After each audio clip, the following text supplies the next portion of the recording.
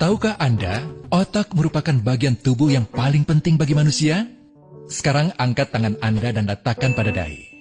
Tepat di situ, ada bagian otak yang paling istimewa. Bagian itu disebut prefrontal cortex, atau disingkat PFC. Menurut peneliti otak Jordan Grafman, PFC ini hanya ada pada otak manusia, sehingga membedakan kita dengan binatang. Bagian ini diciptakan dan dirancang khusus oleh Tuhan, supaya manusia mampu memilih dan memiliki etika. PFC berfungsi seperti pemimpin.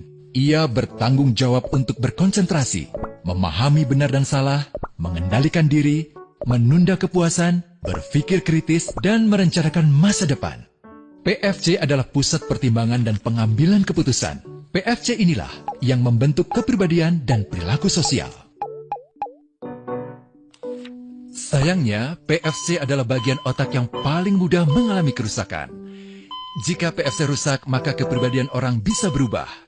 Rusaknya PFC bisa disebabkan oleh benturan fisik, bisa juga oleh zat kimia, seperti narkotika, psikotropika, dan zat adiktif atau nafsa. Dan ternyata penyebab paling merusak juga pornografi, yang disebut narkolema, narkotika lewat mata. Bagaimana pornografi mempengaruhi otak dan pikiran kita? Adi, remaja 12 tahun, melihat gambar di TV yang menjurus ke porno. Awalnya, ia merasa kaget dan jijik. Ini karena sistem limbik di otak Adi menjadi aktif. Sistem limbik mengatur emosi juga keinginan makan, minum, dan berhubungan seksual. Sistem limbik ini kemudian mengaktifkan zat kimia otak bernama dopamin. Dopamin memberi rasa senang, penasaran, sekaligus kecanduan. Zat ini juga aktif jika orang mengkonsumsi nafsa. Oleh karena itu, sifat candu pornografi sama dengan sifat candu nafsa. Otak akan mengingat apa yang membuat Adi senang dan bagaimana ia memperolehnya. Jika Adi mendapatkan pembinaan akhlak, etika yang baik, dan patuh pada norma sosial, dorongan melihat pornografi, meskipun menyenangkan, akan ia abaikan. Namun karena hal itu tidak ada pada diri Adi, ketika ia sedang merasa bosan dan ingin mencari kesenangan, otak akan mendorongnya agar melihat pornografi lagi. Namun lama-lama, Adi bosan melihat jenis gambar yang sama, dan butuh yang lebih porno untuk memicu rasa senang. Sekarang, dengan internet, pornografi menjadi jauh lebih mudah didapat. Pertama, Adi membuka internet dan tidak sengaja melihat gambar yang menjurus ke porno.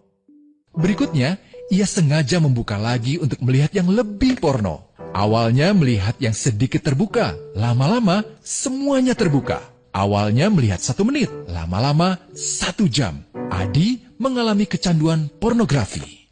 Bagaimana kerusakan PFC akibat kecanduan pornografi? Secara alamiah, dopamin dialirkan dari sistem limbik ke PFC. Orang yang kecanduan pornografi akan mengalirkan dopamin secara berlebihan, sehingga membanjiri PFC. PFC menjadi tidak aktif karena terendam dopamin. Semakin sering PFC tidak aktif, ia akan semakin mengerut dan fungsinya terganggu. Sistem limbik justru akan berkembang semakin besar karena terus mengaktifkan dopamin, sehingga Adi cenderung untuk terus mencari kesenangan tanpa takut atas akibatnya. Jika tidak ditangani segera, Adi berpeluang besar menjadi pelanggan pornografi seumur hidup dan mengalami kerusakan otak di bagian PFC. Awalnya, ia akan kehilangan konsentrasi, penurunan kemampuan menimbang benar dan salah, serta berkurangnya kemampuan mengambil keputusan. Lama-lama, besar kemungkinan ia akan melakukan masturbasi, oral seks, hubungan seksual suka sama suka, dan mudah berganti-ganti pasangan seksual. Pernikahan dianggap tidak penting, pasangan dianggap hanya sebagai objek seksual semata, cenderung merendahkan derajat dan kehormatan lawan jenis. Selera hubungan seksualnya pun tidak sehat dan seenaknya, kasar sampai tega memperkosa. Manusia jadi tidak ada bedanya dengan binatang. Inilah dampak yang terjadi akibat kerusakan PFC.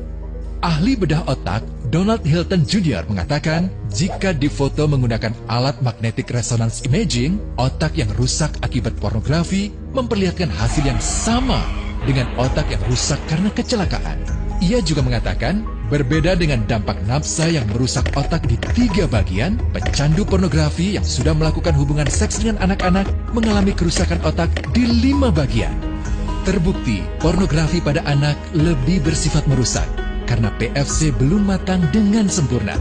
Tapi untungnya, otak anak yang belum sempurna ini masih mudah dibentuk. Pengaruh pornografi bisa lebih mudah dihilangkan asal ada usaha untuk memulihkan dengan sabar, terutama oleh ayah ibu, keluarga, dan orang terdekat. Pelajari bagaimana mencegah dan menangani anak yang terkena pornografi. Mari lindungi generasi kita dari bencana pornografi dan kejahatan seksual.